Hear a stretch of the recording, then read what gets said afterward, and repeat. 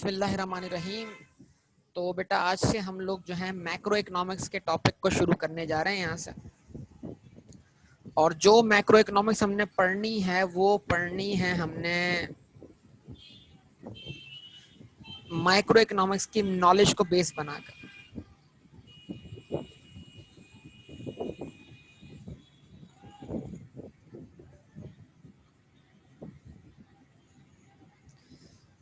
ठीक है जी।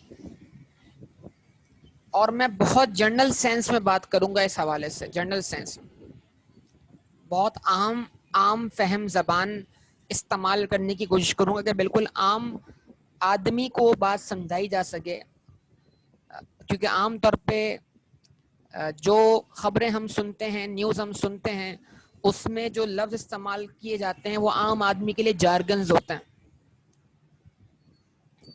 और आम आदमी को जो है उसकी सही नॉलेज नहीं होती, वो उसका मायना अपनी मर्जी का लेता है। तो ये जो टॉपिक हम शुरू करने जा रहे हैं मैक्रो इकोनॉमिक्स, इसको पढ़ने के बाद आपकी अहलियत ये होनी चाहिए कि आप मुल्क की इकोनॉमी को समझना शुरू कर दें। आप खान साहब को फिर सही तरीके से क्रिटिसाइज कर सकें, ईमानदारी से क्रिटिसाइज कर सकें, बेवजह क्रिटिसाइज ना कर सकें।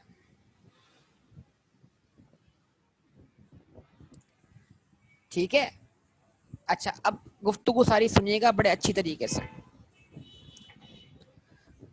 इकोनॉमिक्स पढ़ी हमने, तो economics is a social science that studies how to allocate scarce resources which have alternative uses in such a manner that maximum goods are produced and maximum wants are satisfied। हाँ जी, है कोई ऐसा जिसको ऐसे याद हो?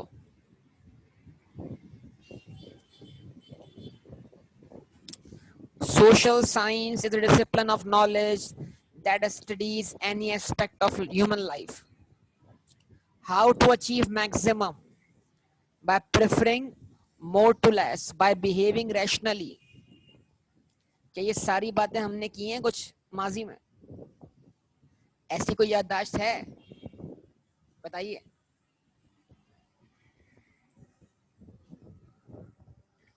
चलें, अगर याददाश्त है तो बड़ी अच्छी बात है। कहीं ऐसा ना हो कि कैब से एएफसी की तरफ वापसी जाते हुए याददाश्त सारी जो है वो क्या कहते हैं, गुम हो चुकी हो। क्योंकि गाड़ी रिवर्स गई थी ना, मसला ये था। तो क्या पता गाड़ी रिवर्स गई थी तो जो कुछ गाड़ी पे लोड हुआ था उस सबको उतार दिया हो, अनलोड कर दिया। चलें, ओके।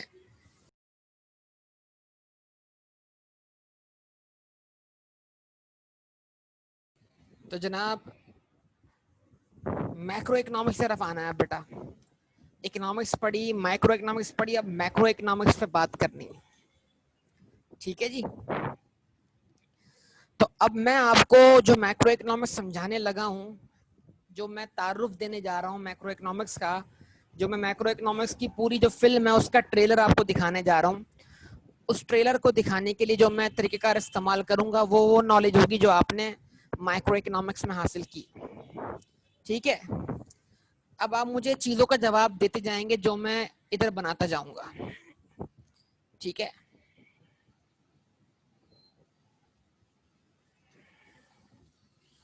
आपका जाना पहचाना प्लॉट जो आपका नहीं इकोनॉमिक्स का है, इस पे आप घर नहीं बना सकते, इस पे आप डायग्राम बना सकते हैं।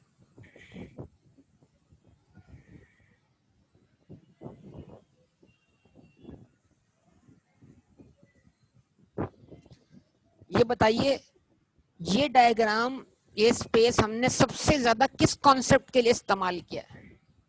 ये बताइए, वो कौन सा कॉन्सेप्ट है जिसके लिए हमने सबसे ज्यादा इस प्लॉट को इस्तेमाल किया? Demand and supply. बेहतरीन बात, बेहतरीन बात। ऐसे ही। अच्छा,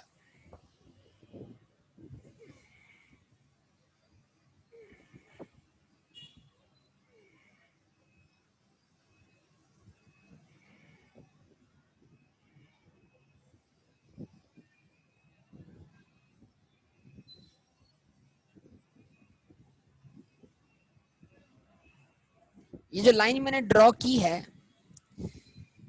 आपकी मैक्रो इकोनॉमिक्स की नॉलेज के लिहाज से इस लाइन को आप क्या बोलेंगे?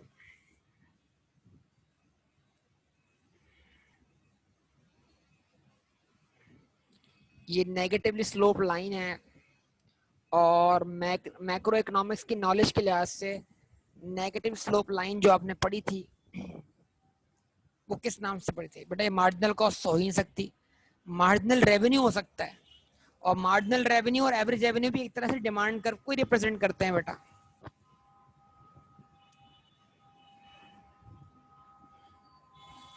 लेकिन ओरिजिनली ये डायग्राम मैंने कहा सबसे ज्यादा हमने ये डायग्राम बनाया है किसके लिए? डिमांड के लिए।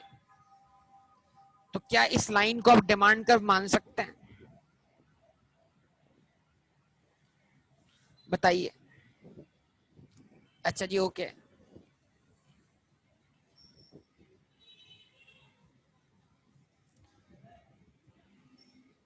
ये जो एक और लाइन मैंने बनाई है रेड कलर की, जो डिमांड के साथ इंटरसेक्ट कर रही है, फिर इसका नाम क्या हुआ?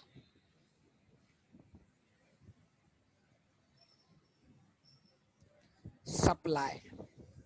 जबरदस्त, ठीक है, बेहतरीन बात कर दी आप लोगों ने, जबरदस्त जबरदस्त। अच्छा, जहां पर डिमांड और सप्लाई आपस में इंटरसेक्ट किया करते थे, उस पॉइंट को हम बचपन में, इकोनॉमिक्स के बचपन में क्या बोला करते थे?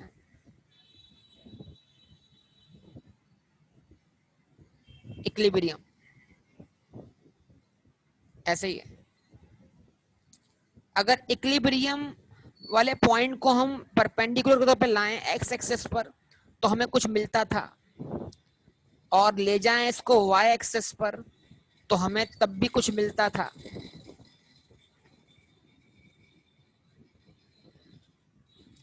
जब डिमांड और सप्लाई आपस में इंटरसेक्ट करते थे तो एक्स और वाई एक्सिस पे हमें कुछ मिलता था। एक्स एक्सिस पे हमें मिलती थी इक्विलिब्रियम क्वांटिटी, और वाई एक्सिस पे हमें मिलती थी उस प्रोडक्ट की इक्विलिब्रियम प्राइस। बताइए। तो ये जो मैं अब तक बातें कर रहा हूँ, जो सारी माइक्रो वाली बातें कर रहा हूँ, अब तक मैक्रो वाली बात कोई नहीं है, तो कोई इशू नहीं है। आइए बात को मैक्रो की तरफ ले आते हैं। मैक्रो इकोनॉमिक्स में जब भी आप डिमांड कर्व का तस्करा करेंगे तो बेटा उस डिमांड कर्व को आप नाम देंगे एग्रीगेट डिमांड, एडी। और मैक्रो इकोनॉमिक्स में जब भी आप सप्लाई की बात करेंगे, उस सप्लाई को आप सप्लाई नहीं बोलेंगे, अब उसको आप बोलेंगे एग्रीगेट सप्लाई।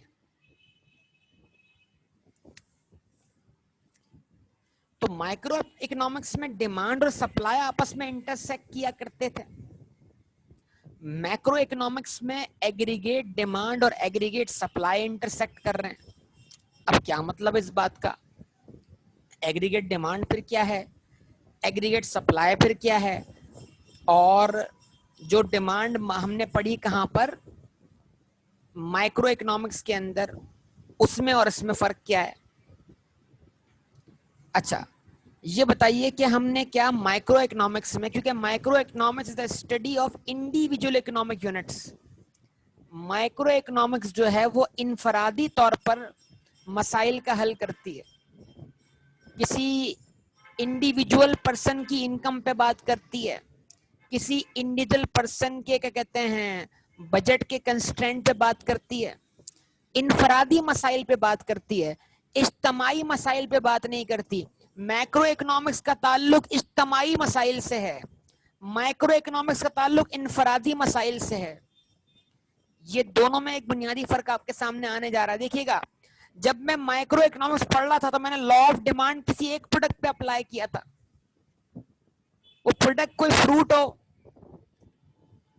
वो प्रोडक्ट कोई इलेक्ट्रॉनिक अप्लायंसेज हो, ठीक है जी, वो प्रोडक्ट कोई फर्नीचर हो, तो वो लॉ या वो प्रोडक्ट जो थी वो एक इंडिविजुअल मार्केट, एक मार्केट से बिलोंग करती थी, वो एक इंडिविजुअल प्रोडक्ट की बात थी। लेकिन बेटा मैक्रो इकोनॉमिक्स का ताल्लुक जो है वो इकोनॉमी से है, इकोनॉमी।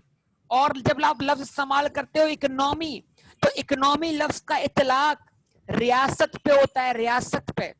और रियासत जो है वो कम से कम सूबे लेवल तक मानी जाएगी ना बेटा। एक एरिया को आप रियासत बोलो, रियासत जम्मू कश्मीर एक रियासत है, रियासत पाकिस्तान एक रियासत है।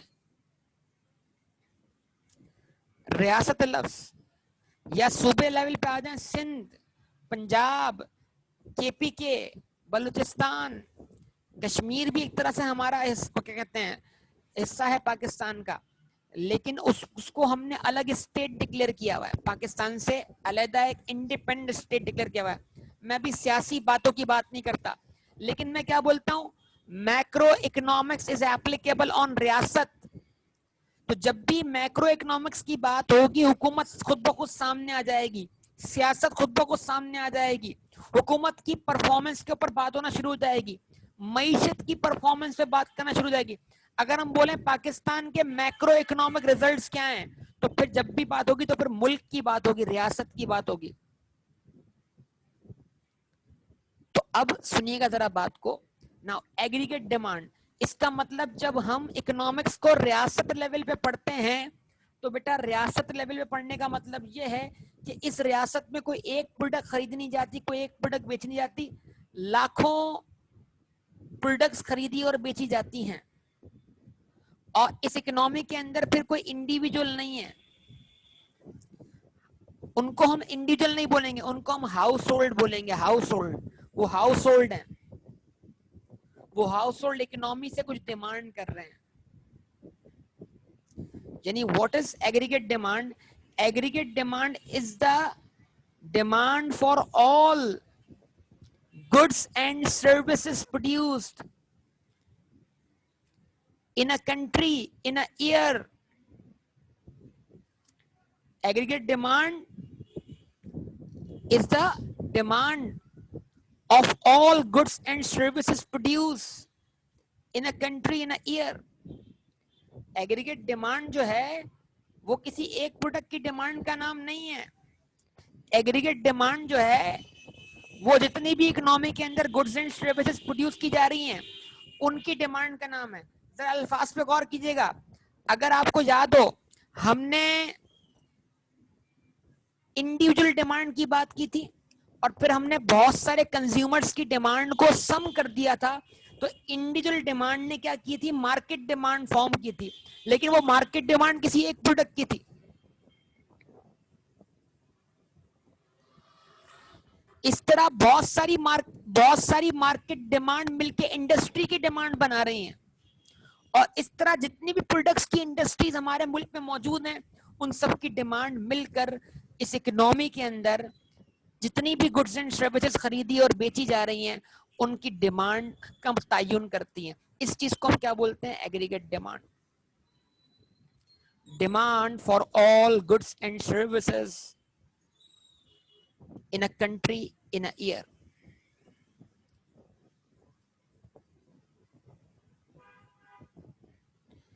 बेटा जो भी फोकस सुन लो, मुल्क के बाहर भी जाएंगे, मुल्क में वापस आएंगे, आप टेंशन ना लो, मैं सारी बातें करता हूं आपसे, ठीक है जी।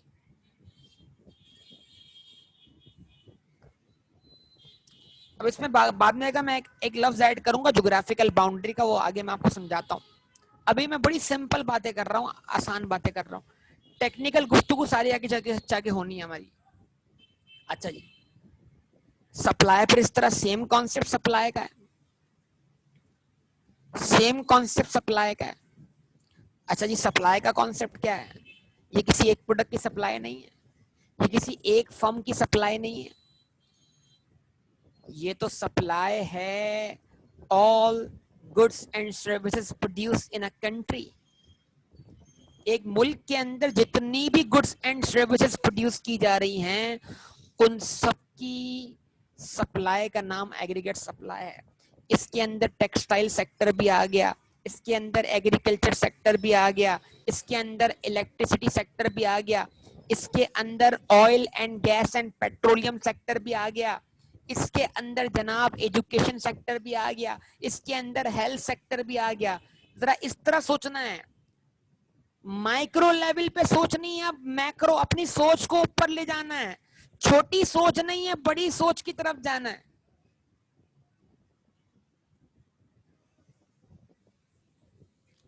लाखों करोड़ों की बातें नहीं करनी, अरबों खरबों की बातें करनी।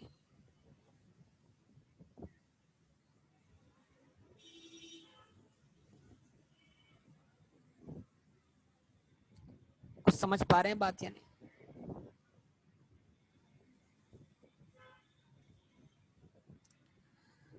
अच्छा, अब आप मुझे बताइए, मैं फिर रिपीट करता हूं सवाल को, कि जब डिमांड सप्लाई से इंटरसेक्ट करती है तो वाई एक्सिस पे क्या डिटरमाइन होता है?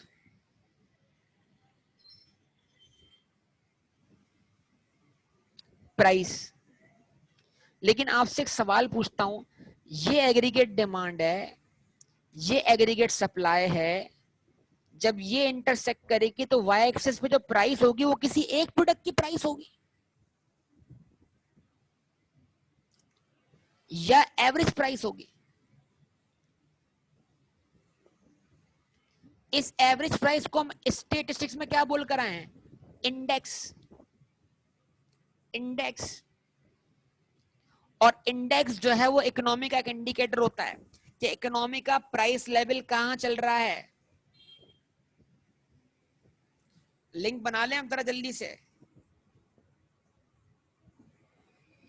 इसका मतलब अब आप लफ्ज मैक्रो इकोनॉमिक्स के अंदर, आप लफ्ज जो हैं वो प्राइस इस्तेमाल करने नहीं जा रहे, बल्कि मैक्रो इकोनॉमिक्स में आप लफ्ज इस्तेमाल करने जा रहे हैं प्राइस लेवल।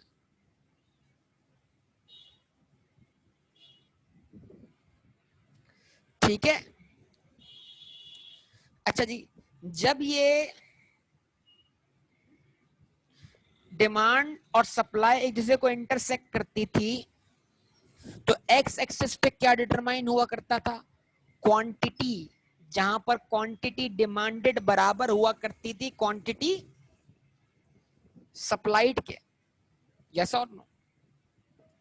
अब इसको हम मैक्रो इकोनॉमिक्स के अंदर बेटा क्वांटिटी नहीं बोलेंगे, हम इसको मैक्रो इकोनॉमिक्स के अंदर डिनोट करेंगे वाई से, इसको ऑब्वियसली डिनोट करेंगे पी से ही। लेकिन इस वाई का मतलब क्या होता है? वाई का मतलब होता है output. Output of the economy. ये कोई एक प्रोडक्ट नहीं है, ये पूरी इकोनॉमी का आउटपुट है। आउटपुट। और जो आउटपुट है वही बेचा जा रहा है, जो आउटपुट है वही खरीदा जा रहा है। तो इसको मैं आउटपुट बोलूं या मैं इसको इकोनॉमी की इनकम बोलूं? जो आउटपुट है वही मईशत है, जो आउटपुट है वही मुल्क की आमदनी है, जो आउटपुट है वही मुल्क की इनकम है। अगर मुल्क के अंदर इतना आउटपुट इतने में खरीदा और बेचा जा रहा है तो मुल्क के अंदर जो जितना आउटपुट प्रोड्यूस हो रहा है उतनी लोगों की जेब में इनकम क्या हो रही है? ट्रांसफर हो रही है। और जितना आउटपुट प्रोड्यूस हो रहा है, जो खरीद रहा है उस आउटपुट पे एक्सपेंडिचर कर रहा है, खर्चा कर रहा है। बिल्कुल, एक की जेब का आउटफ्लो, दूसरी जेब का इनफ्लो। जबरदस्त, बेहतरीन बात। तो मैं इसको आउटपुट बोलूं, मैं इसको एक्सपेंडिचर बोलूं, मैं इसको इनकम बोलूं, बात एक ही है। लेकिन इसका एक मखसूस नाम है, मैं इसको जीडीपी बोलूं तब भी बात एक ही है। जीडीपी मतलब आउटपुट, ग्रॉस डोमेस्टिक प्रोडक्ट। अभी मैं इसका कोई तारुफ नहीं करवा रहा अभी आपसे, लेकिन मैं अभी आपके सामने बताना चाह रहा हूं। देखो, यकीन करो चीजें वही हैं, सिर्फ टर्म्स का पता होना चाहिए कि माइक्रो की टर्म्स क्या हैं और मैक्रो की टर्म्स क्या हैं। जिस बंदे को तमीज लग गई कि वो माइक्रो और मैक्रो की टर्म्स में फर्क करना शुरू हो जाएगा कि माइक्रो लेवल की सोच क्या है और मैक्रो लेवल की सोच क्या है, वो इजीली इन तमाम चीजों को कवर कर लेगा। अब देखो, मैं आज तुम्हारे सामने मसाइल रखने जा रहा हूं। ये मैंने क्या बोला? मैं मुस्तकबिल की पिक्चर तुम्हें दिखाने जा रहा हूं। अब तुम मुझे बताओ सब लोग, देखो जवाब आपसे लूंगा मैं सबसे, और आप सबकी भरपूर मुझे पार्टिसिपेशन चाहिए, जिससे मुझे आइडिया हो कि हाँ, जो अब तक इतनी मेहनत की है ना, जो सबर से टाइम स्पेंड किया, उसका फल मिलने का वक्त है, यकीन करो।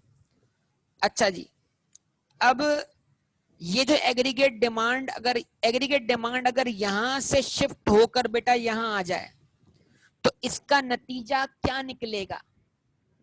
आप जरा सोचिए। इक्विलिब्रियम का शिफ्ट आपको आता है।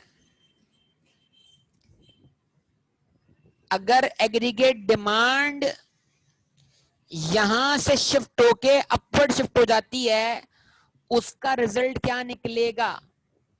सब बताइए। Very good, price level increase होगा। बस सिर्फ प्राइस लेवल इंक्रीज होगा, आउटपुट इंक्रीज नहीं होगा। बेहतरीन रोहित बेटा, बेहतरीन।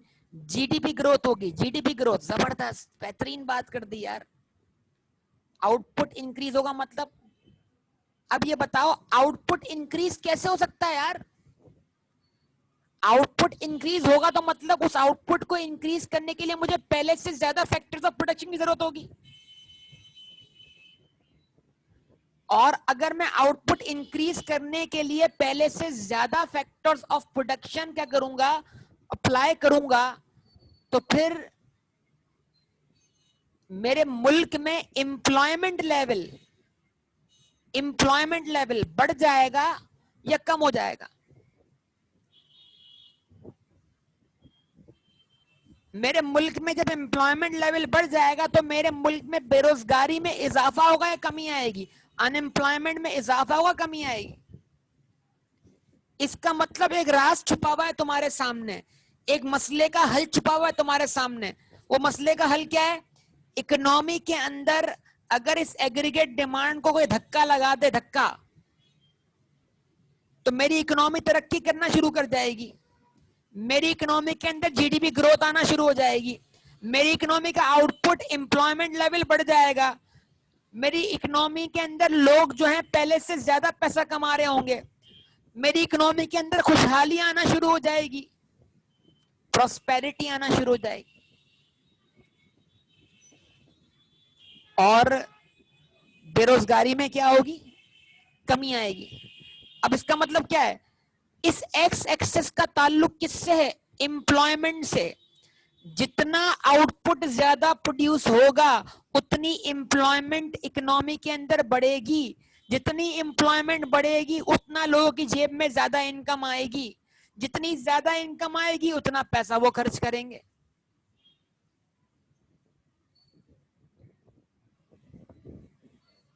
क्या कहते हैं?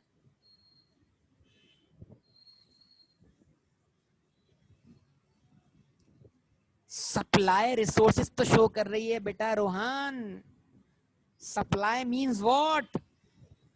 अगर एग्रीगेट डिमांड शिफ्ट होती है और सप्लाई उस शिफ्ट की इजाजत देती है तो जाहिर सी बात है अगर नया इक्विलिब्रियम आया है तो रिसोर्सेज है ना बेटा। क्या कहते हो रोहन बेटा? सप्लाई रिप्रेजेंट रिसोर्सेज बेटा।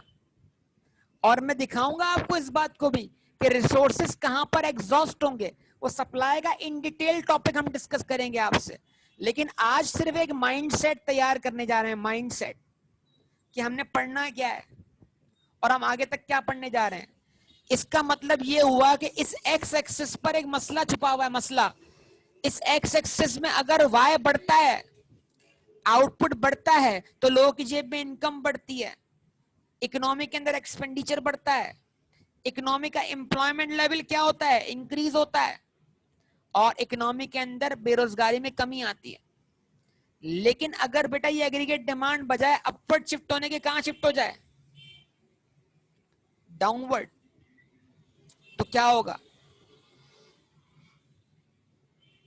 तो क्या होगा?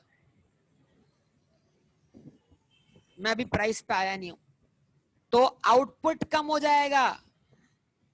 आउटपुट कम होने का मतलब क्या है? इंडस्ट्रीज जो हैं, अगर एक कंपनी महीने की 2000 गाड़ियां बना रही थी फॉर एग्जाम्पल, अब वो महीने की अगर 1000 गाड़ियां बना रही है तो इसका मतलब ये हुआ है कि मुल्क में गाड़ियों की डिमांड में कमी आ गई है।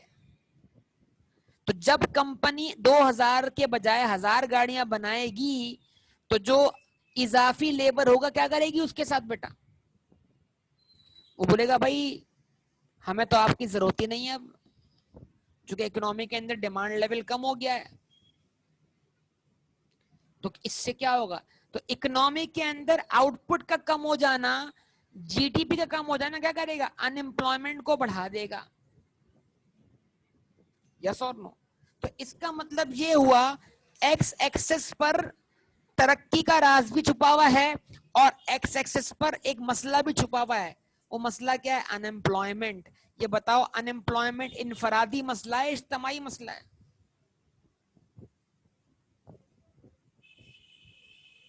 मतलब हर बंदा तकरीबन इससे क्या है, वाकिफ है, हर बंदा इसको फेस करता है।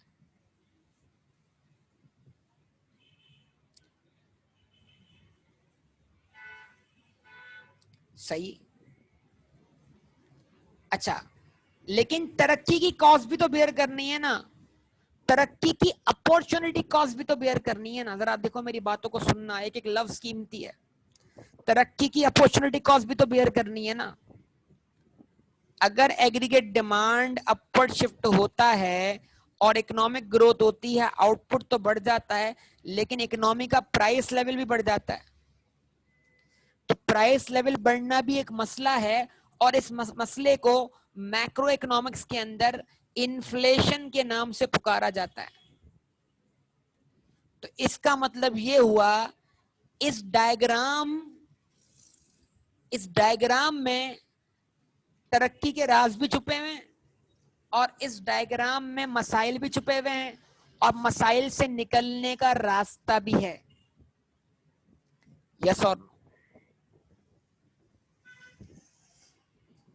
कितना आसान है हुकूमत पे तनकीद करना। देखो हुकूमत के लिए मसला क्या है? हुकूमत के लिए मसला ये है कि अगर हुकूमत इकोनॉमी के अंदर तरक्की लाती है, तो तरक्की की कॉस्ट महंगाई की सूरत में बेयर करनी पड़ती है, इकोनॉमी का प्राइस लेवल इंक्रीज हो जाता है। और अगर हुकूमत महंगाई को कंट्रोल करने के लिए एग्रीगेट डिमांड को नीचे लाने वाले मामलात करती है, तो एक तरफ तो प्राइस कम होती है, दूसरी तरफ बेरोजगारी बढ़ जाती है। क्या क्या करे बेचारा इमरान खान,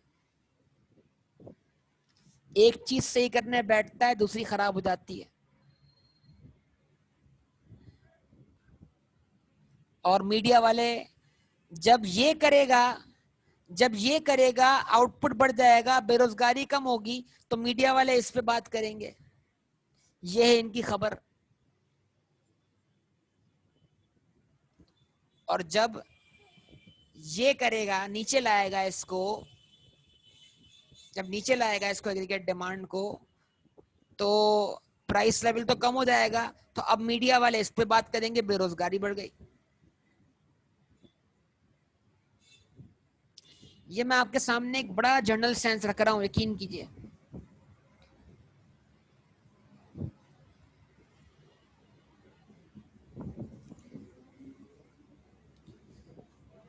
तो इसका मतलब क्या हुआ? एक मैं आपसे सॉल्यूशन मांगता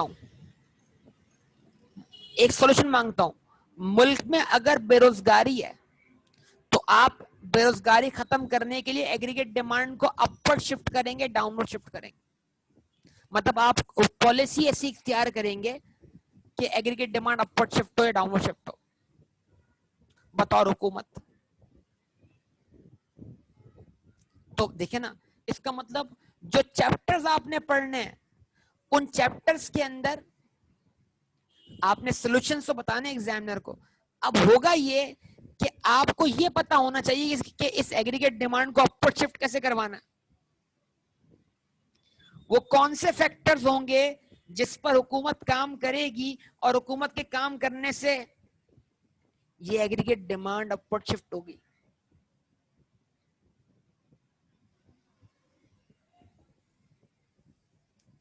और वो कौन से फैक्टर्स होंगे?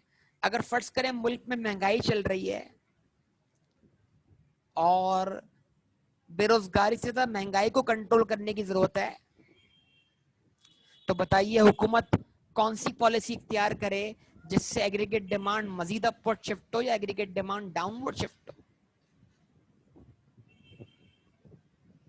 बोलिए। डाउनवर्ड शिफ्ट हो। तो इसका मतलब क्या है?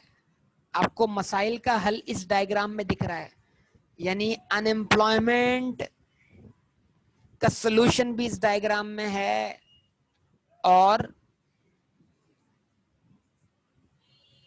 प्राइस लेवल इन्फ्लेशन का कंट्रोल भी इस डायग्राम में आपको दिख रहा होगा। लेकिन अभी आपको ये नहीं पता कि वो कौन से फैक्टर्स होंगे जिनसे एग्रीगेट डिमांड अपवर्ड या डाउनवर्ड शिफ्ट होगी। वो कौन से फैक्टर्स होंगे जिनकी वजह से एग्रीगेट सप्लाई कर्व में भी क्या आएगा, शिफ्ट आएगा। तो समझ लें, एक दफा फिर से पढ़नी है तमाम बातें, जिसमें यकीनन माइक्रो भी रिवाइज होनी है।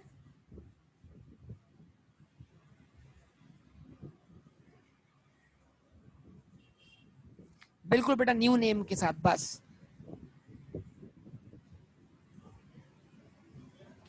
बिल्कुल बेटा, एंटरप्रेन्योरशिप को प्रमोट कर सकते हैं, लेकिन कोई भी एंटरप्रेन्योर पैसा इन्वेस्ट कब करेगा? जब उसको अपनी प्रोडक्ट की मार्केट में अच्छी कीमत मिलेगी। जब अच्छी कीमत मिलेगी तो प्रॉफिटेबिलिटी बढ़ेगी। तो हुकूमत एग्रीगेट डिमांड को अपवर्ड शिफ्ट इसलिए करवाती है कि प्राइस लेवल इंक्रीज हो जाए, और प्राइस लेवल इंक्रीज होने से प्रॉफिट मार्जिन्स क्या हो जाएं, बढ़ जाएं, और प्रॉफिट मार्जिन्स को देखते हुए लोग क्या करें, पैसा बिजनेस में इन्वेस्ट करें। तो हुकूमत डायरेक्टली थोड़ी प्रमोट कर सकती है बेटा, हुकूमत इनडायरेक्टली प्रमोट करती है एंटरप्रेन्योरशिप को। ऐसे हालात बनाए जाते हैं जिससे आपका भी दिल करे मैं भी इन्वेस्ट कर दूं।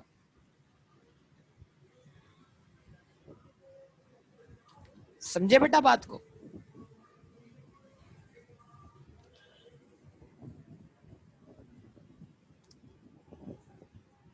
तो ये तमाम बातें आप जहन में रखें। अभी तो बात शुरू हुई है और इसके जरिए, अच्छा, अभी हमने एग्रीगेट डिमांड को डिटेल में जाने बगैर एग्रीगेट डिमांड का एक तरीके से रोल पढ़ लिया इकोनॉमी के अंदर। अभी तो हमने एग्रीगेट डिमांड भी पढ़नी है बेटा। तो एग्रीगेट डिमांड का इंक्रीज होना ना सिर्फ आउटपुट को इंक्रीज करेगा बल्कि प्राइस लेवल को भी इंक्रीज करेगा। एग्रीगेट डिमांड का डिक्रीज होना ना सिर्फ आउटपुट को डिक्रीज करेगा बल्कि प्राइस लेवल को भी डिक्रीज करेगा। और वो बात मत भूलिएगा जो मैं हमेशा बोलता आ रहा हूं, एक कर्व का शिफ्ट दूसरे कर्व पर मूवमेंट अलोंग द कर्व की वजह बनता है। तो डिमांड कर्व का शिफ्ट लॉ ऑफ सप्लाई को वेरीफाई करेगा।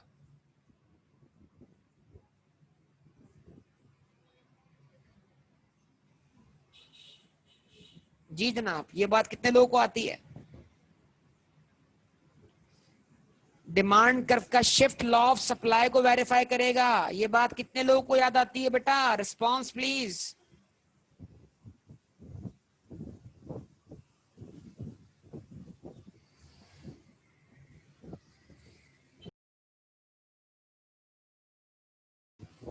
हाँ जी, मैं क्या पूछ रहा था आपसे? डिमांड कर्व का शिफ्ट लॉ ऑफ सप्लाई को वेरीफाई करेगा, यस और नो? ये मैं आपसे बात कर रहा था बेटा। क्योंकि एक डिमांड कर्व के शिफ्ट से सप्लाई कर्व पे क्या होगी, मूवमेंट अलोंग द कर्व होगी। तो डिमांड कर्व के शिफ्ट होने से प्राइस का सप्लाई कर्व के मूवमेंट अलोंग द कर्व होने से प्राइस और क्वांटिटी सप्लाइड का एक तरीके से क्या दिखेगा आपको, डायरेक्ट रिलेशनशिप दिखेगा। ये तमाम बातें आपको समझाई हुई है ना? तो एक कर्व का शिफ्ट दूसरे का क्या होता है, मूवमेंट ऑन द कर्व होता है। ये बातें नहीं भूलनी बेटा बुनियादी तौर पर। चले मैं अब आता हूं कहां पर, सप्लाई कर्व के शिफ्ट पर। तो सप्लाई कर्व का शिफ्ट लॉ ऑफ डिमांड को वेरीफाई करेगा। सप्लाई कर्व डाउनवर्ड शिफ्ट हो गया, सप्लाई में इंक्रीज आ गया। रिजल्ट बताएं क्या होने चाहिए? अगर इकोनॉमी के अंदर एग्रीगेट सप्लाई इंक्रीज हो जाए तो इकोनॉमी के अंदर क्या असर पड़ेगा? अब आप जवाब दें मुझे। इकोनॉमी का प्राइस लेवल डिक्रीज होगा, लेकिन इकोनॉमी का आउटपुट लेवल क्या होगा? इंक्रीज होगा।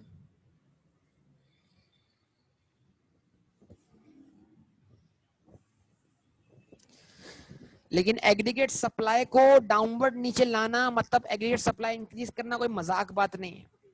खैर ये भी आपको पता लग जाएगा वक्त के साथ साथ। तो हुकूमत के पास जो सबसे आसान ऑप्शन होता है वो कौन सा होता है? एग्रीगेट डिमांड वाला होता है। बहरहाल ये वक्त के साथ साथ बातें आपके सामने आनी है अभी। अच्छा अब ये बताइए कि अगर इकोनॉमी के अंदर aggregate supply curve upward shift हो जाए, डिक्रीज इन सप्लाई हो जाए, तो इसके इकोनॉमी में क्या असरात देखने को मिलेंगे?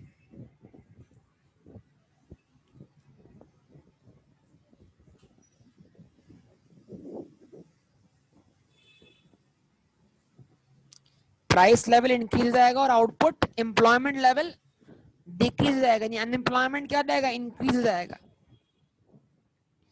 एम्प्लॉयमेंट लेवल डिक्रीज होगा, अनएम्प्लॉयमेंट लेवल क्या होगा? इंक्रीज जाएगा। क्या कहते हैं? यकीन कीजिए मैंने अभी इसको शुरू नहीं किया, खाली मैं मुस्तकबिल में आने वाली चीजें आपके सामने रख रहा हूं।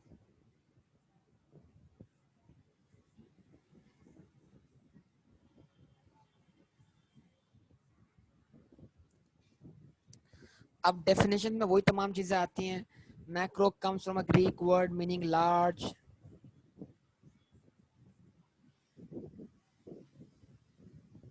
यही तो बोल रहा हूं ना बेटा, अगर पढ़ लोगे डरे बगैर तो सब कुछ वही लगेगा।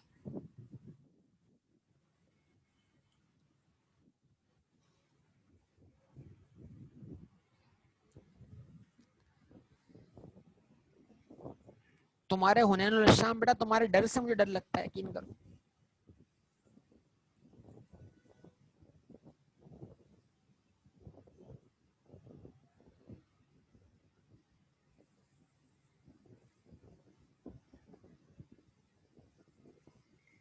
भाई जो डर गया वो घर गया, तो घर में ही तो पेपर दे रहा था इस दफा।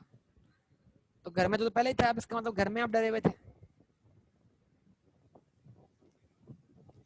हाँ बेटा, तमाम स्टूडेंट से कहूंगा यहाँ तक की गुफ्तगू आपको समझ में आती है मेरी, कि मैंने आपके सामने मैक्रो इकोनॉमिक्स का तारुफ रखा है, एक तरीके से एक डिफरेंट अंदाज में रखा है, लेकिन इस अंदाज को रखने का मकसद सिर्फ ये था कि आपको ये लगे कि भाई कोई नई चीज नहीं पढ़ने जा रहे।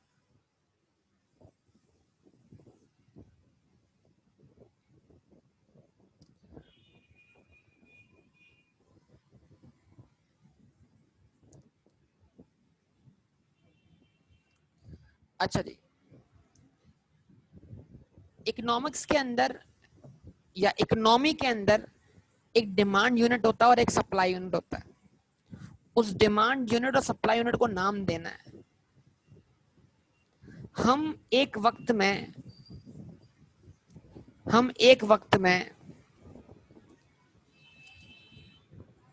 कुछ डिमांड करने वाले भी हैं और हम बैक वक्त अपनी इकोनॉमी को कुछ सप्लाई करने वाले भी हैं। हम अपनी इकोनॉमी से कुछ डिमांड भी करते हैं और हम इकोनॉमी को कुछ सप्लाई भी करते हैं। हमारे दो चेहरे हैं, या हमारे इकोनॉमी के अंदर दो किरदार हैं। नो, खरीदते हैं और पैसे देते हैं अलग चीज है, लेकिन ये पैसे आते कहां से वो भी तो देखना है ना। तो हम इकोनॉमी के अंदर पैसे कमाते भी तो है ना बेटा, खुद भी तो कुछ बेचते होंगे ना।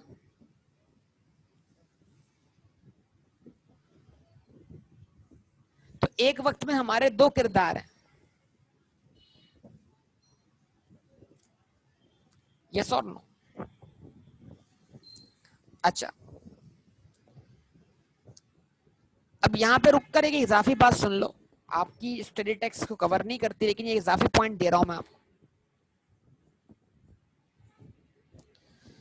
इस बात को समझो, और ये बात जो है हमारी आगे बहुत सारी चीजों के लिए बुनियाद बनेगी। इजाफी बात कर रहा हूं या रुक कर?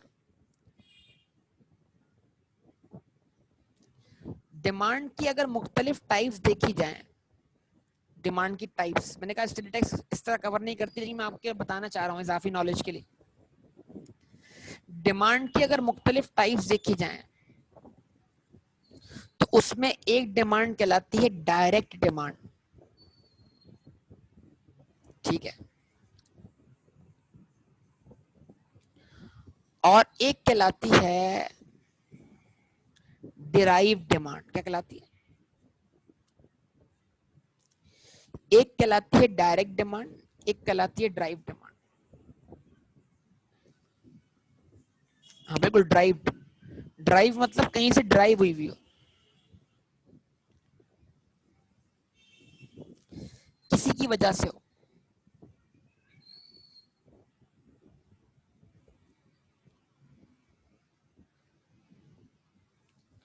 ठीक है जी।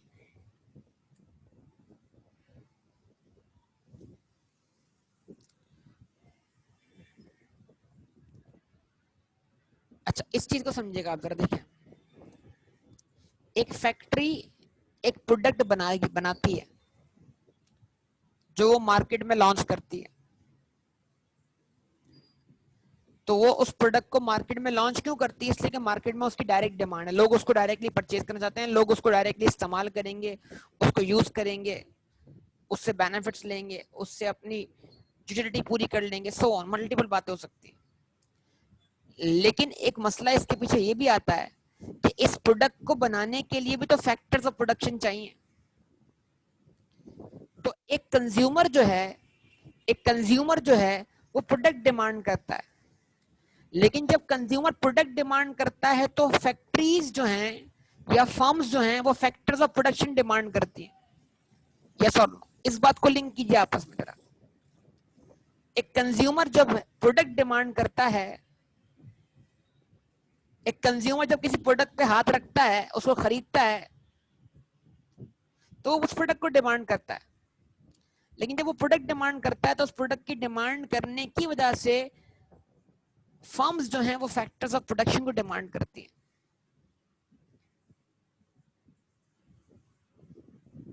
क्या ये बात है?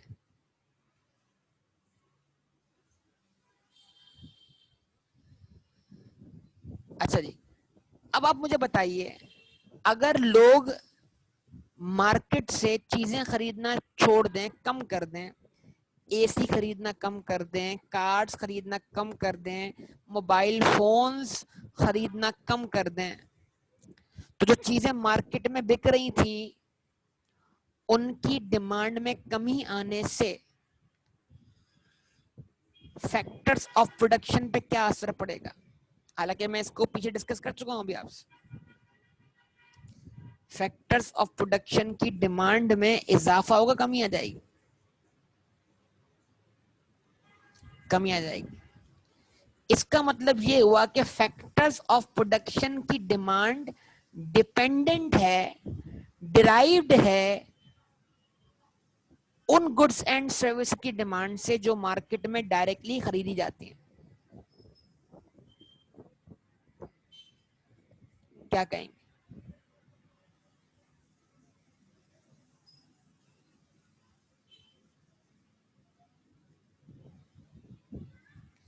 तो मईशत के अंदर जितनी चीजों की खरीदारी बढ़ेगी उतनी ओवरऑल प्रोडक्ट्स की डिमांड में इजाफा होगा। जब एग्रीगेट डिमांड में इजाफा होगा तो फर्म्स को पहले से ज्यादा आउटपुट सप्लाई करने के लिए पहले से ज्यादा फैक्टर्स ऑफ प्रोडक्शन क्या होंगे? दरकार होंगे। वो अब पहले से ज्यादा फैक्टर्स ऑफ प्रोडक्शन क्या करेंगे? डिमांड करेंगे। तो इस तरह फैक्टर्स ऑफ प्रोडक्शन की डिमांड डिराइव होती है किससे? फाइनल गुड्स एंड सर्विसेज से। तो हम बोलते हैं डायरेक्ट डिमांड क्या है? हम बोलते हैं demand for final goods and services, वो गुड्स जो एंड कंज्यूमर खरीदता है, वो रॉ मटेरियल नहीं है। ये बताओ, तुम कोयला खाते हो? नहीं। कोयला खाते हो? कोयला तो कोयले की जरूरत तुम्हें कब पड़ती है?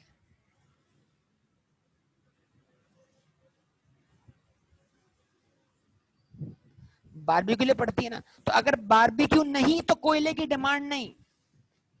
अभी हम इंजन की बात नहीं कर रहे, अभी हम क्या कहते हैं बेटा, इलेक्ट्रिसिटी की बात नहीं कर रहे हैं, हम जनरल बात कर रहे हैं। अगर बारबेक्यू नहीं तो कोयला भी नहीं,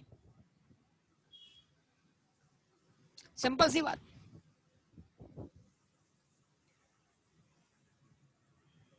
और बारबेक्यू अगर है तो कोयला भी है,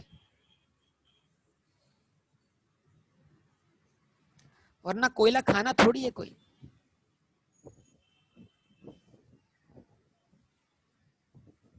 ऐसा ही है,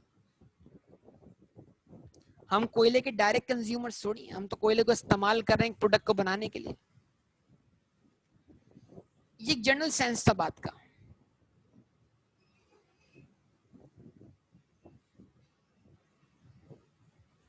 बिल्कुल ऐसा ही है।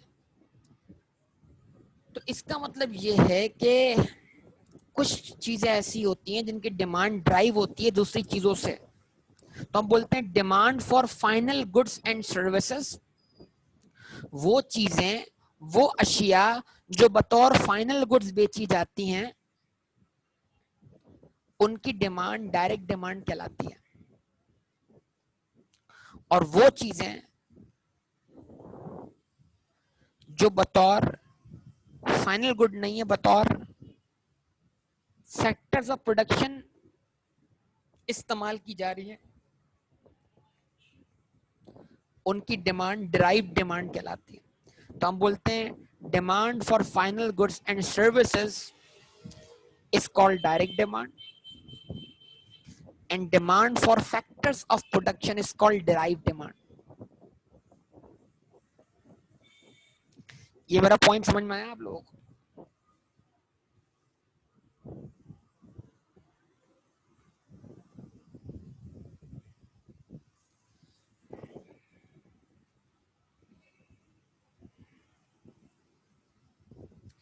अब इस पॉइंट को जरा रखकर मैं आपके सामने एक नक्शा बनाने जा रहा हूं।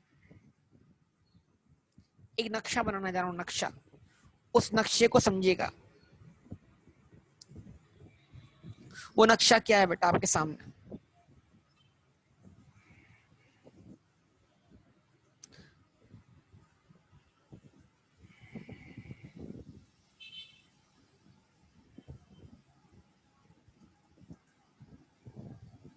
बुनियादी तौर पर इकोनॉमी के अंदर दो इकोनॉमिक एजेंट्स हैं, हाउस होल्ड्स, जिनको आम जबान में हम कंज्यूमर्स बोल सकते हैं, और दूसरा कौन है? फर्म्स,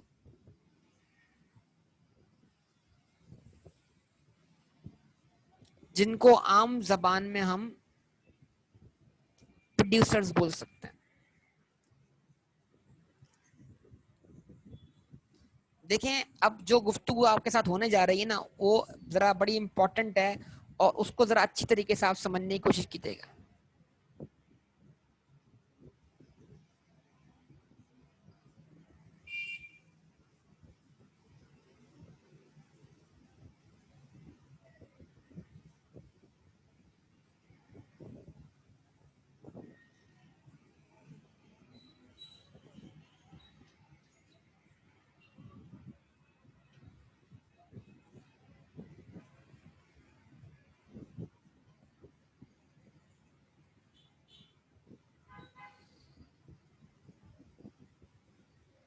ठीक है जी।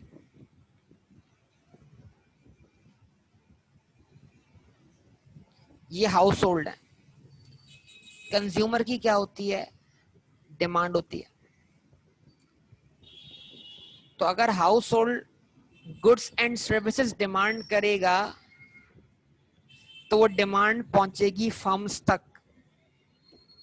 जवाब दें कि हाँ भाई, कोई है जो मईशत के अंदर चीजें खरीदना चाहता है, कोई है जो अपनी वांट्स पूरी करना चाहता है, कोई है जो पैसा खर्च करके अपनी जरूरियात पूरी करना चाहता है।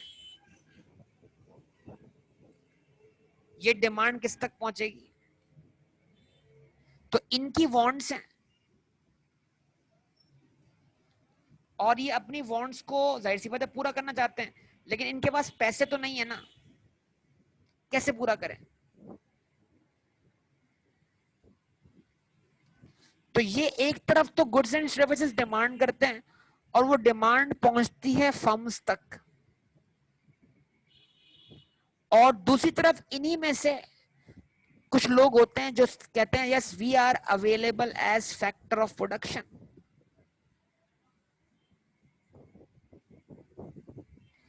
इनमें से कोई लेबर है, इनमें से कोई लैंडलॉर्ड है, इनमें से कोई कैपिटलिस्ट है, इनमें से कोई एंटरप्रेन्योर है। तो इसका मतलब ये हुआ कि इनके दो रोल हो गए ना, दो रोल। ये बतौर house hold goods and services demand कर रहे हैं इनसे, लेकिन जो गुड्स एंड सर्विसेज ये लोग सप्लाई करेंगे इनको, उनके लिए फैक्टर्स ऑफ प्रोडक्शन सप्लाई करने वाले कौन है? हाउस होल्ड है।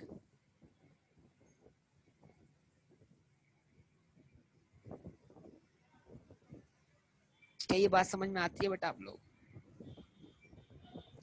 अब मैं इस बात को जरा दोबारा शुरू करूंगा, आप इसको दोबारा समझिएगा। अच्छा जी, अब मैं यहां लिखने जा रहा हूं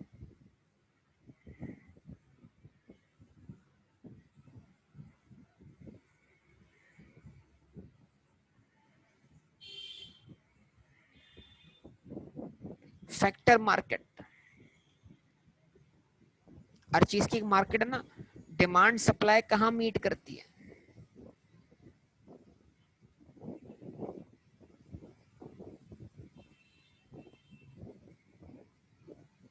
प्रोडक्ट मार्केट।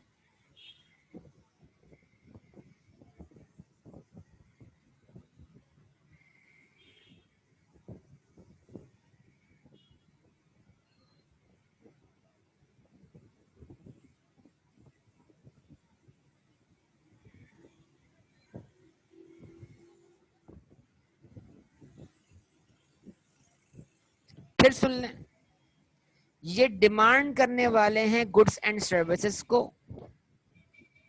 जो सप्लाई करने वाले हैं फर्म्स।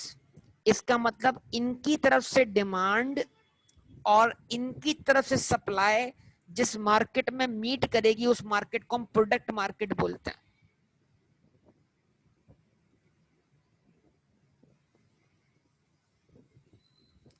लेकिन इनको अपनी वांट्स पूरी करने के लिए इनकम भी तो चाहिए ना। Then they say that we are available as factor of production. तो ये हाउस होल्ड सप्लायर हैं किसके? फैक्टर ऑफ प्रोडक्शन के। और इन फैक्टर्स ऑफ प्रोडक्शन को डिमांड कौन कर रहा है? फर्म्स कर रही हैं, ताकि वो गुड्स क्या कर सके? प्रोड्यूस कर सके। क्या ख्याल है? जवाब दीजिए। तो अब इस सर्कुलर फ्लो ऑफ इनकम को समझिएगा जरा। ये जो टॉपिक है, इस टॉपिक का नाम सर्कुलर फ्लो ऑफ इनकम है, और हम इसको इस तरह बोलते हैं, हाउ इकोनॉमिक एक्टिविटीज मेजर्ड। किसी भी मईशत के अंदर इकोनॉमिक एक्टिविटी को किस तरह मेजर किया जाता है, उसका उससे रिलेटेड एक टॉपिक है ये। और ये आपके शुरू के चैप्टर्स में भी कवर किया गया, लेकिन मैंने बोला इसका सही पढ़ने का वक्त जो है मैक्रो इकोनॉमिक्स है। अब यहां से सुनिएगा, they say that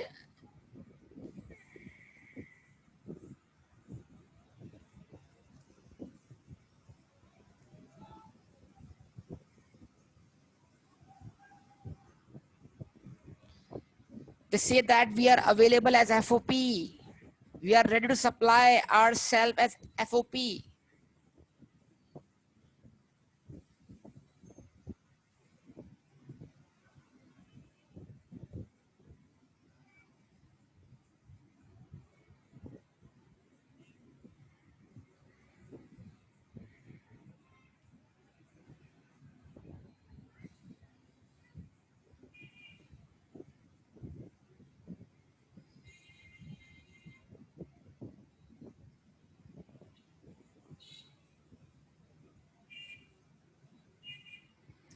They are available as FOP. They are supplying themselves as factors of production,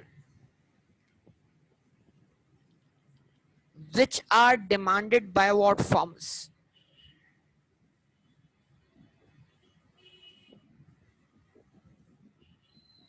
or factor market supply these factor of production to firms.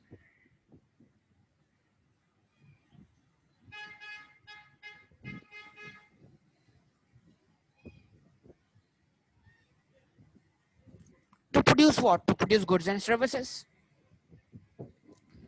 Okay. अब क्या होता है, हाउस होल्ड कहते हैं we are available as factor of production, हमें पैसा कमाना है, हमारी वांट्स हैं, उन वांट्स के लिए हम मेहनत करने के लिए तैयार हैं, we are available as factor of production. वो जाते हैं फैक्टर मार्केट तक, जहां पर फर्म्स की तरफ से डिमांड आई होती है फैक्टर ऑफ प्रोडक्शन की, वो फर्म्स उनको हायर कर लेती है और फैक्टर मार्केट के थ्रू ये फैक्टर सप्लाई हो जाते हैं किसको, फर्म्स को। अच्छा जी, अब फर्म्स क्या करती हैं, firms in factors of production को अप्लाई करके क्या बनाती हैं,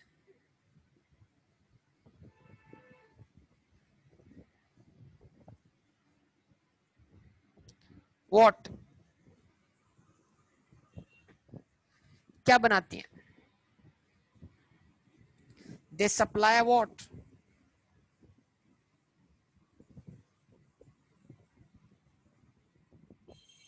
supply of goods and services.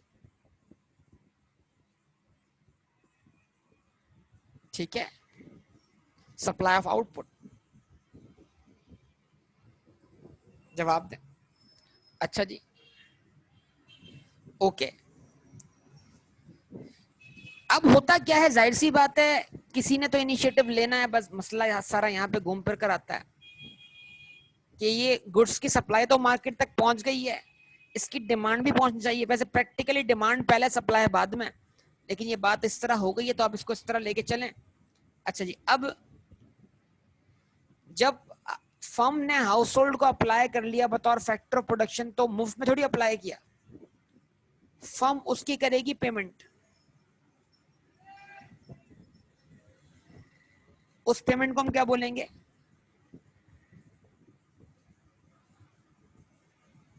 Factor payment. ठीक है जी, और वो फैक्टर पेमेंट मतलब किसी को मिलेगा रेंट, किसी को मिलेगा इंटरेस्ट, किसी को मिलेंगे वेजेस, सोन। वो फैक्टर पेमेंट जो है वो इन हाउस होल्ड के लिए क्या बन जानी है, इनकम। इनकम, और जब इनकम होगी तो हाथ में होगी खुजली बेटा, दिल करेगा कुछ खर्च हो इन हाथों से। तो जो वॉन्ट्स थी छुपी हुई वो बाहर निकलेंगी, उनका पूरा होने का वक्त आएगा। और इस तरह जब पैसा हाथ में आएगा तभी तो बंदा चीजें क्या करता है, डिमांड करता है ना, जब वो विलिंग भी होता है और एबल भी होता है। अदरवाइज तो फिर खाली क्या है। ठीक है, डिजायर ही रह जाएगी उसकी फिर तो अब जब इस इनकी जेब में पैसा आता है तो ये क्या करते हैं, जवाब दें।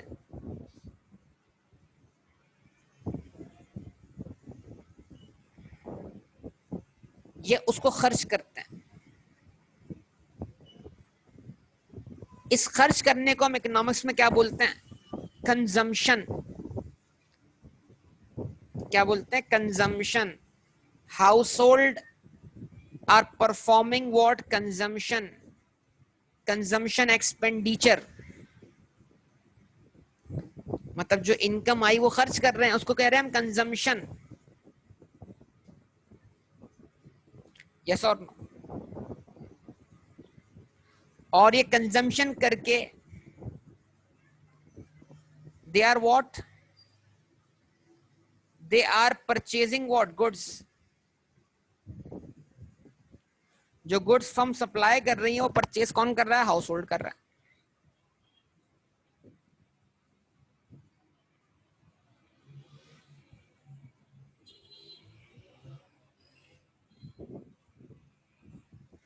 परचेज ऑफ गुड्स, ऐसे ही।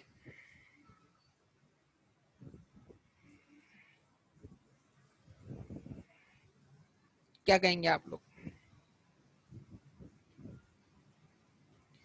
यानी एक तरफ यहां से इनकी जेब से पैसा खर्च हो रहा है, वो कंजम्पशन हो रही है किस पर, गुड्स एंड सर्विसेज पर।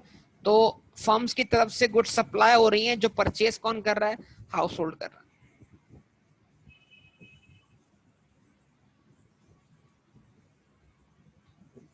ठीक है जी। और जो हाउस होल्ड खर्चा कर रहे हैं, जो हाउस होल्ड का एक्सपेंडिचर है, खर्चा है, वो इनकम बन रहा है किसकी, फर्म्स की।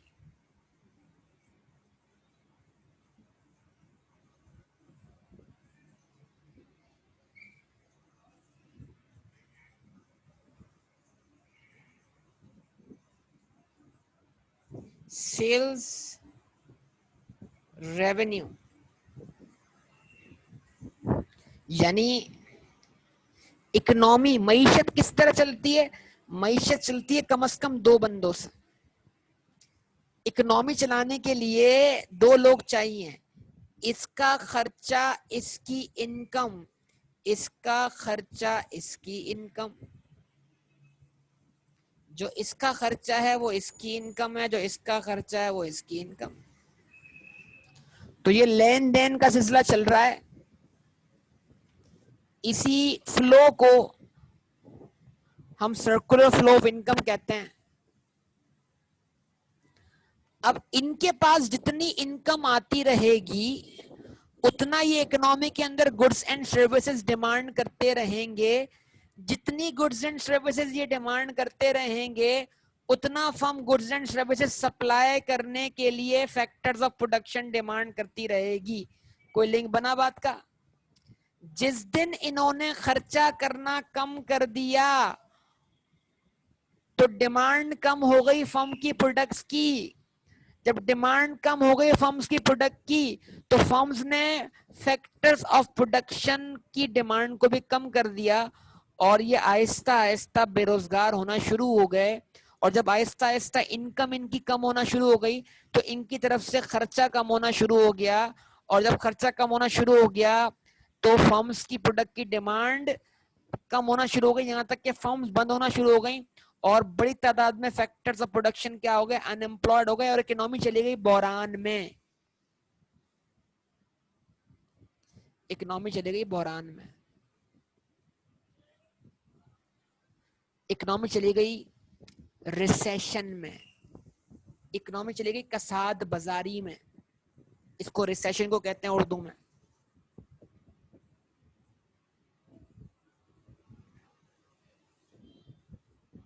अब मैं बहुत सारी इकोनॉमिक टर्म्स इस्तेमाल कर रहा हूं। कोरोना में क्या हुआ, कोरोना में क्या हुआ, ये वाला फैक्टर कम हो गया, लोगों की जेब से खर्चा होना कम हो गया, बढ़ गया। सच बताओ, सच बोलना। लोग मोहतात हो गए, खर्चा करने से पीछे हट गए, बोला पता नहीं आगे के हालात क्या हो, तो लोगों ने खर्चा कम कर दिया, बैकआउट हो गए। बैकआउट होगा तो क्या हुआ, फर्म्स तक डिमांड कम पहुंच रही है।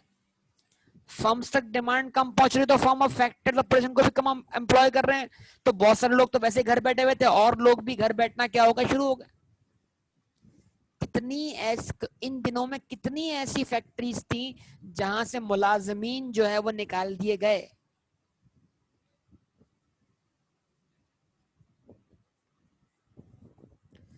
तो बेटा दुनिया के अंदर बड़ी बड़ी इकोनॉमीज के हालात खराब हो जाते हैं, और ये हालात खराब कौन करता रहा, हमारा रवैया।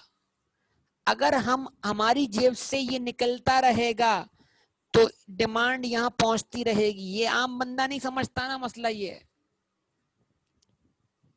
हमारी जेब से ये निकलता रहेगा, तो डिमांड यहाँ पहुंचती रहेगी। डिमांड यहाँ पहुंचती रहेगी, तो ये फैक्टर्स ऑफ प्रोडक्शन को बुलाते रहेंगे। अगर ये फैक्टर्स ऑफ प्रोडक्शन को बुलाते रहेंगे, तो फैक्टर्स ऑफ प्रोडक्शन की जेब में इनकम आती रहेगी। और जब फैक्टर की जेब में इनकम आती रहेगी, तो वो खर्च करते रहेंगे, वो खर्च करते रहेंगे। अब इनमें से कोई एक भी बैकआउट हो जाए,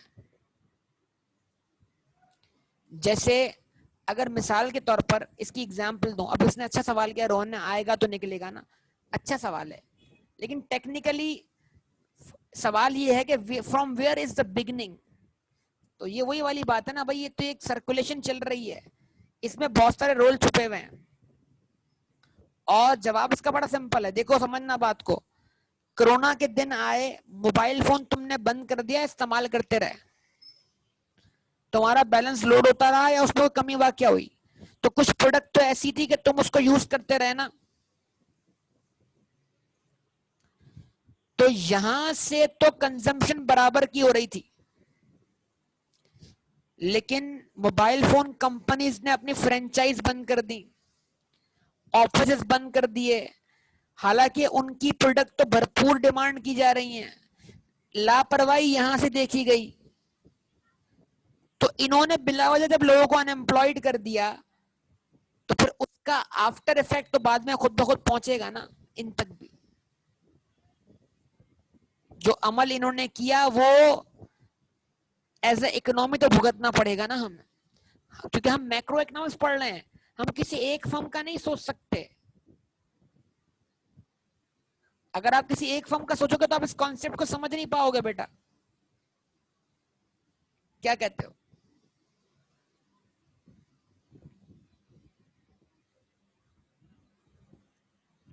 अच्छा बेटा, अब यहां पर एक सवाल है आपसे, आप भी मुस्तकबिल के बारे में सोचते होगे, आप भी सोचते होगे जनाब जब मैं क्वालिफाई करूंगा तो मेरी इतनी इनकम होगी, उस इनकम से मैं क्या क्या करूंगा, ऐसा कभी कभी ख्याल आ जाता होगा, जिसपे शायर कहता है दीवारों से बातें करना अच्छा लगता है।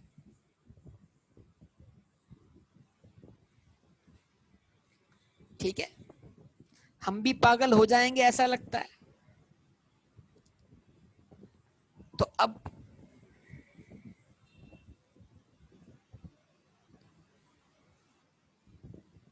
बेटा ये शायरी, अल्लाह अकबर, कौन सी शायरी है? अच्छा जी, ओके। तो बताने का मतलब क्या है यहाँ पर बेटा? बताने का मतलब ये है,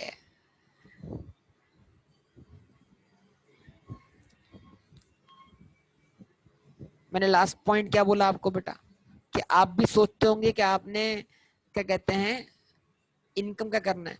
अब सवाल है कि मान लीजिए कि जो जितना पैसा आप कमाना चाहते हैं वो पैसा आपको मिल रहा है, आप भी किसी के एम्प्लॉय हैं, किसी फर्म में काम कर रहे हैं, वहां से इनकम आपकी जेब में आ रही है और आप इन हाउस होल्ड में शामिल हैं। जरा दिल पे हाथ रखकर बताइएगा, सच सच, जितना पैसा आएगा क्या सारा खर्च कर देंगे या कुछ बचत भी करेंगे?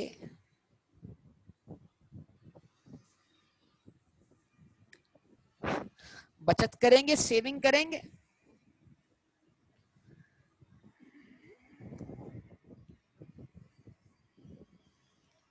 ठीक है, इसका मतलब नेचुरली हमारे अंदर एक क्या कहते हैं, तुम हमारे अंदर एक चीज मौजूद है, वो क्या है कि हमने अपनी सारी इनकम खर्च नहीं करनी, कुछ सेव भी करना है। इसका मतलब ये हुआ कि ये जो इनकम का फ्लो आ रहा है यहाँ पर, ये सारा फ्लो आगे एक्सपेंडिचर की शक्ल में मूव नहीं हो रहा, इस फ्लो में से कुछ पैसा बाहर निकल रहा है। मतलब इस फ्लो में से 20% पैसा बाहर निकल रहा है, 80% पैसा आगे खर्च हो रहा है। ऐसा ही टेक्निकली बताइए आप सब लोग।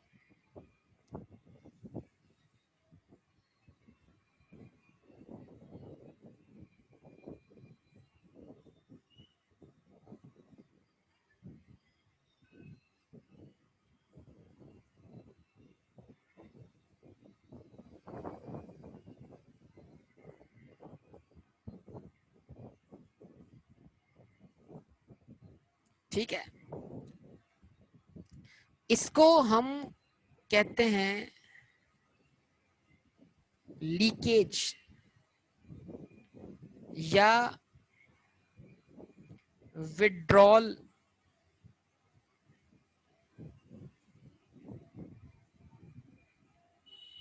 From circular flow of income. कि जो फ्लो है, ये जो पानी का फ्लो है पाइप में से, पानी का मतलब यानी इनकम पानी की तरह यहाँ पर आ रही है और ये पानी की तरह आगे खर्च हो रही है। पानी की तरह पैसा आप क्या कर रहे हैं, खर्च कर रहे हैं, लेकिन कुछ पैसा आप इसमें से सेव कर लेते हैं जो आगे मुंतकिल नहीं होता, और इस चीज को आप क्या बोलते हैं, सेविंग्स। लेकिन सवाल ये, सेविंग्स करते क्यों हैं? सेविंग्स करते क्यों हैं?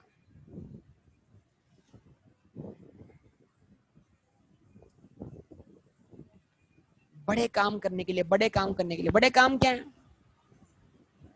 आज जॉब कर लेता हूं, पैसा सेव कर लेता हूं, कल अपना बिजनेस करूंगा। यस और नो? आज पैसा सेव कर लेता हूं, कल प्लॉट लेके अपना घर बना लूंगा। यस और? इसका मतलब जो सेविंग्स है ना, वो बड़े कामों के लिए की जाती हैं। हमारे माशरे को सोचेंगे तो बहुत सारे ऑप्शन और मिल जाएंगे। हज भी करना है, बच्चों की शादी भी करवानी है, सो ऑन। मतलब हमारे यहाँ सेविंग्स के मल्टीपल पर्पस। लेकिन मैं जनरल इकोनॉमिक्स की बात कर रहा हूँ, और स्पेसिफिक सोसाइटी को पढ़ना एक अलग चीज जाएगी, और जनरल इकोनॉमिक्स जो है जिसको ओवरऑल हम बात करते हैं, पूरी दुनिया के ऊपर अप्लाई करते हैं, उसको पढ़ना एक अलग बात हो जाएगी। हमारी सोसाइटी की जरूरियात डिफरेंट है। तो इसका मतलब ये है कि आप पैसा सेव क्यों कर रहे हैं? लोग पैसा सेव करते हैं ताकि इस सेविंग पर वो रिटर्न्स कमा सकें। तो वो जो सेविंग के नाम से विड्रॉल हुआ था, वो इकोनॉमी के अंदर दोबारा शामिल होगा। किस नाम से? इसको हम बोलते हैं इंजेक्शन के नाम से। इंजेक्शन मतलब जो विड्रॉल हुआ था, जो लीकेज हुआ था, वो दोबारा इकोनॉमी के अंदर इंजेक्ट हो जाएगा। और वो इंजेक्शन जो है वो किस शक्ल में लगेगा इकोनॉमी को? वो इंजेक्शन इकोनॉमी को लगेगा इन्वेस्टमेंट की शक्ल। तो जो सेविंग्स होती है ना मईशत के अंदर, वो इन्वेस्टमेंट के लिए क्या करती हैं, पैसा जनरेट करते हैं।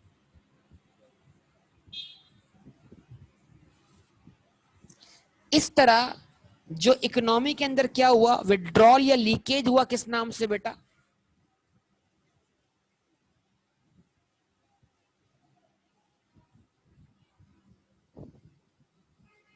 जो इकोनॉमी के अंदर विड्रॉल या लीकेज हुआ, किस नाम से बेटा? सेविंग के नाम से। वो दोबारा से इकोनॉमी के अंदर क्या हो गया, इंजेक्ट हो गया। किस नाम से? इंजेक्शन के नाम से। और वो इंजेक्शन जाहिर सी बात है, वो इन्वेस्टमेंट कहाँ होगी, किसी फर्म में होगी ना। कैपिटल दिया जाएगा, बिजनेस शुरू किया जाएगा, प्लांट मशीनरी ली जाएंगी। तो ये सेविंग जब इन्वेस्ट होगी तो फर्म्स नई फैक्ट्री लगाएंगी, नया प्लांट खरीदेंगी, नई मशीनरी खरीदेंगी। और ऐसा करने से क्या होगा? ऐसा करने से भी तो इकोनॉमी के अंदर एम्प्लॉयमेंट जनरेट होगी कि नहीं होगी?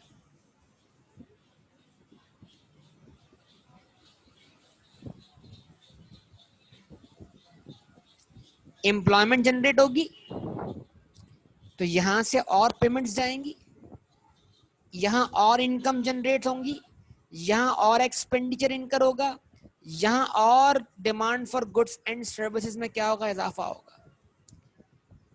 इकोनॉमी की तरक्की यहां पर यह है कि ये साइकिल जो है ये ग्रो करता चला जाएगा। ये फ्लो, इस फ्लो जितना यहां पर एक्टिविटी बढ़ती चली जाएगी, उतना इकोनॉमी तरक्की करती चली जाएगी। लेकिन ये दोनों मफाद परस्त हैं, अपना फायदा देखते हैं। ये वक्त आने पर कभी भी इनको धोखा दे सकते हैं, ये वक्त आने पर कभी, तो ये साइकिल रुक सकता है कहीं भी। तो इस साइकिल को कोई कंट्रोल करने वाला होना चाहिए।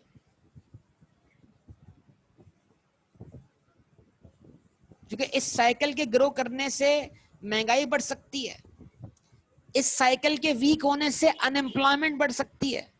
तो कोई तो होगा जो इसको, इस साइकिल को कंट्रोल करे बेटा। तो यहां पर किसी का रोल है इंपॉर्टेंट, जो कोई ऐसा शख्स जिसके हाथों में इन दोनों की लगामें और लगामें, कोई ऐसा शख्स जो इनके बिहेवियर्स को कंट्रोल कर सके,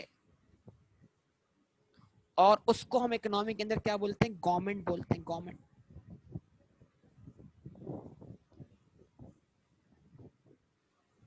कुछ समझ पाए मेरी बात या नहीं?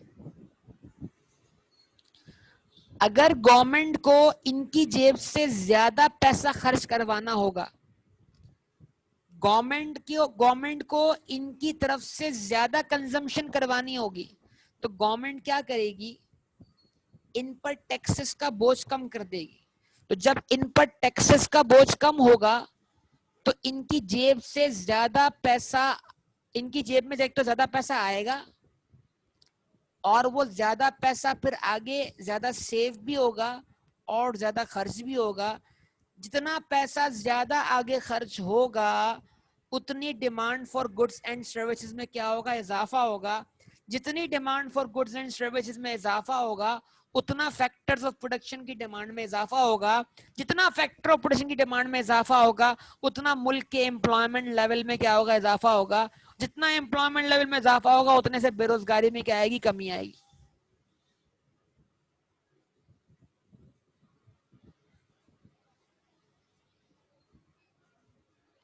तो अब जरा पिछले डायग्राम से लिंक कर दें।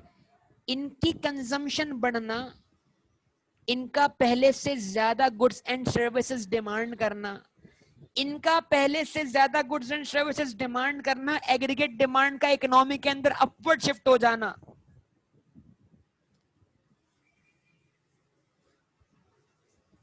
यस और नो? Response please. ये लिंक बन गया ना, कमाल हो जाएगा, यकीन करो।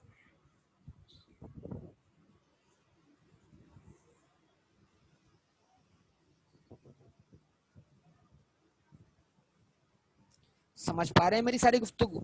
तो आज का दिन तो समझ लो मैंने आपको जो है वो मैक्रो इकोनॉमिक्स का एक बुनियादी तारुफ देने में लगा दिया, मसाइल भी आपके सामने रखे, पॉइंट्स भी आपके सामने रखे।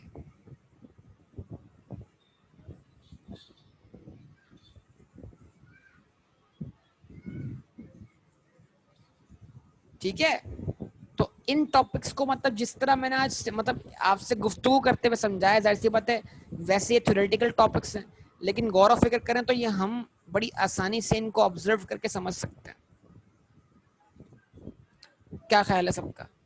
वैसे सबकी पार्टिसिपेंट कम हो गई है, बस चंद लोग ही पार्टिसिपेट कर रहे हैं, बाकी लोग पता नहीं कहाँ चले गए, फ्लाइट मोड पे चले गए, सो गए, इकबाल के शाहीन बन गए।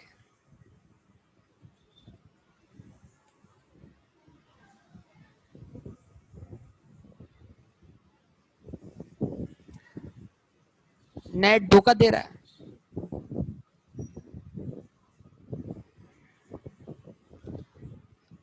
खवातीन वाले डब्बे से कोई जवाब ही नहीं आ रहा।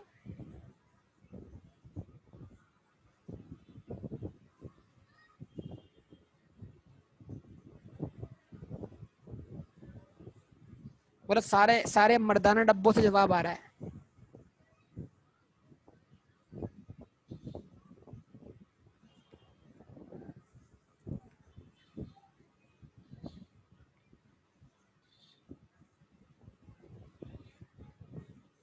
ठीक है जी, तो बेटा यहाँ तक मैं इस गुफ्तगू को रखूंगा।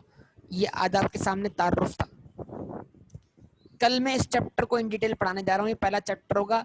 यहीं से हम जीडीपी निकालेंगे, यहीं से हम जीएनपी निकालेंगे, यहीं से हम नेशनल इनकम की तरफ जाएंगे, और हम मैक्रो इकोनॉमिक्स को इन डिटेल समझने जा रहे हैं। तो आज जो था वो मुस्तकबिल में जो होने जा रहा है उन सबका तारुफ है। ठीक है? तो आज एक ब्रीफ डिस्कशन था आपके साथ।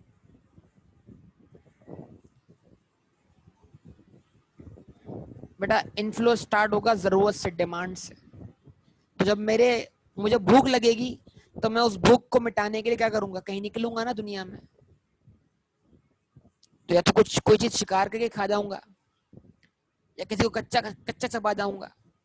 पेट तो भरना है मैंने, या मैं उस भूख को मिटाने के लिए कहीं मेहनत मजदूरी करूंगा। और जब मेहनत मजदूरी करूंगा तो मेरी जेब में क्या आएंगे, पैसे आएंगे, और उस पैसे के जरिए मैं चीजें खरीदूंगा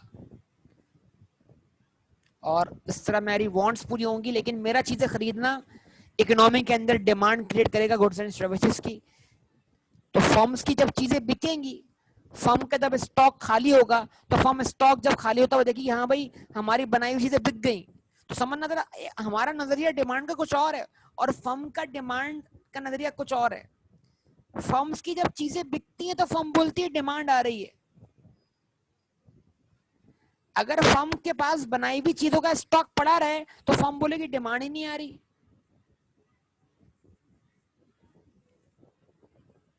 तो हम डिमांड को जरा और तरीके से देखते हैं और इन रियलिटी डिमांड को किसी और तरीके से देखा जाता है बेटा।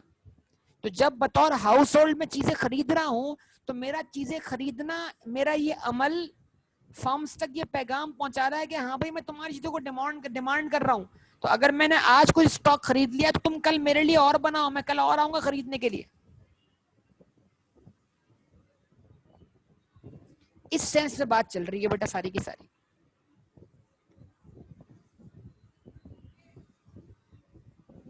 समझे बेटा बात को?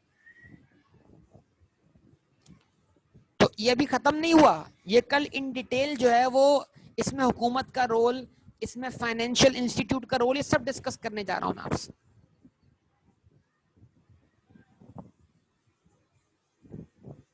ठीक है, तो यहां तक स्टॉप करेंगे इंशाल्लाह, बाकी बात आपसे कल इन डिटेल और तफसील से करते हैं। ओके, अल्लाह हाफिज।